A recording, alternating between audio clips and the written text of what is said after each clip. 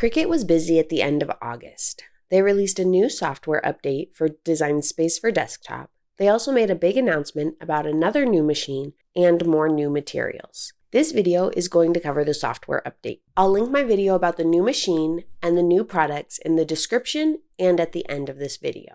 This update is version 7.42. It consists of one new feature and 2 listed bug fixes. The new feature will only apply if you have the Cricut Venture. Since I don't have the Cricut Venture, I won't be able to demonstrate this in action, and I'll be using screenshots from the release notes. Design Space will now walk you through a cleaning flow for the Cricut Venture rail. Users will be prompted to clean the rail after a specified number of hours of use.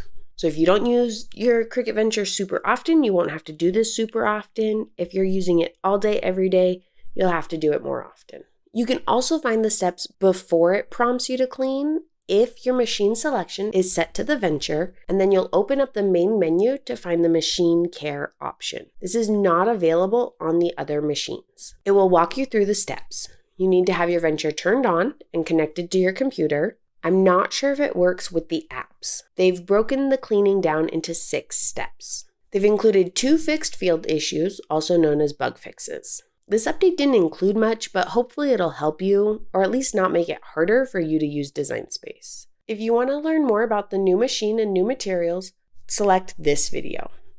Thanks for watching Hank's Maker Mentor, where I help you learn how to make with project tutorials and walkthroughs like this. Until next time, bye.